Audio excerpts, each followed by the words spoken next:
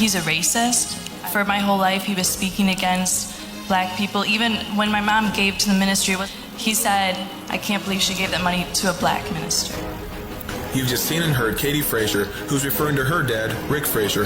Why, you ask, would Katie refer to her own dad as being racist? Katie is not an angry teenager who's mad at her dad. Rather, she has decided to take a courageous stance against racism. Katie strongly believes he's behind the malicious, untrue attacks being waged against God's apostle, David E. Taylor, because he's African American. Attacks Katie believes are resulting from her mother, Deborah, giving a large contribution to David E. Taylor's ministry. I don't know why she gave that money to a black man's ministry, Katie said she heard her dad say. As an outsider, David E. Taylor was summoned to testify in the Frazier's divorce hearing about the contribution. Rick said he wanted his ex-wife's money back and threatened David E. Taylor directly, telling him if he didn't comply, he would make videos to destroy him through social media to ruin his reputation. Since then, Apostle David E. Taylor has been publicly attacked by what's commonly known today as internet trolls, people who use the internet to give false information about others. They have gone to great lengths, even posting fake videos, blogs, and other information. Why, do you ask? Because the man of God innocently accepted a contribution to the ministry during the time of the Frazier's divorce hearings. This is shocking. Injustice in America is still a reality, but through it all, David E. Taylor has shown a heart of love for Deborah, Katie, and even Rick.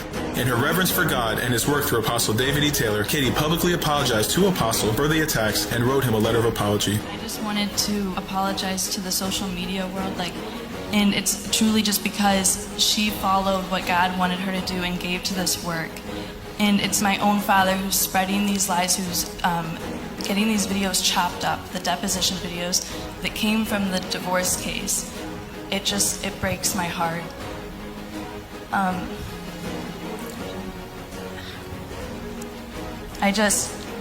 I hope that no one believes these lies. I want you to know that I stand with Apostle.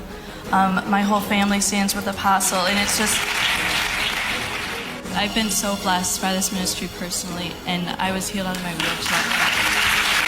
And I came here and I saw a ministry that uses people's finances and turns them into something so wonderful that's reaching people all over the world.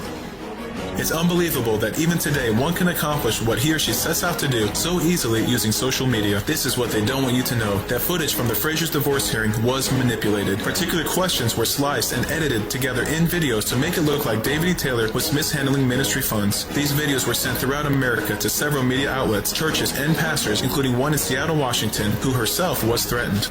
Pastor Helen Salder received an email from Rick Frazier saying if she hosted David E. Taylor at her church, she would be turned into the FBI because David E. Taylor is being investigated, and that a news team would be sent to her church. Strangely, after she received this email, her church window was not only broken, but her church was vandalized, spray painted with KKK, swastikas, and other racial markings. Her church email system was even hacked. Every member in her church received the very same email she did from Rick Frazier. The Bible says, none called for justice. They conceive mischief and bring forth iniquity. This is the false information they gave you. They lied about the federal investigation. They want you to believe David E. Taylor was being investigated and interrogated by authorities from the federal government. He was not. It was all a hoax. David E. Taylor was asked carefully crafted questions by attorneys in Rick and Deborah's divorce hearings, but instead the videos were constructed to make you think it was an investigation. David E. Taylor has never been investigated by the federal government. They lied about the homes. They want you to think David E. Taylor used ministry funds to purchase 2 luxury homes shown here. David E. Taylor does not own any homes. He still leases the same apartment he has been for over 7 years. They lied about the income. They made it seem like David E. Taylor receives a huge income from his ministry. David E. Taylor's ministry is a multi-million-dollar ministry, but he chooses to receive less than $35,000 of taxable income from his ministry per year. David E. Taylor's board of directors have recommended time and time again that he receive a more significant personal income, but he refuses, sacrificing all he can for the ministry, even all royalties from his national best-selling book, Face-to-Face Appearances from Jesus, The Ultimate Intimacy, to fulfill the vision God gave him. They lied about the Mercedes. They made it appear as if David E. Taylor purchased an expensive car using his ministry funds. He did not. A businessman honored David E. Taylor for his 25 years of ministry. David Taylor then took the car that was given to him personally and gave it into the ministry. In turn, his board of directors decided to turn the car into a stretch limousine to transport visiting church leaders and guests.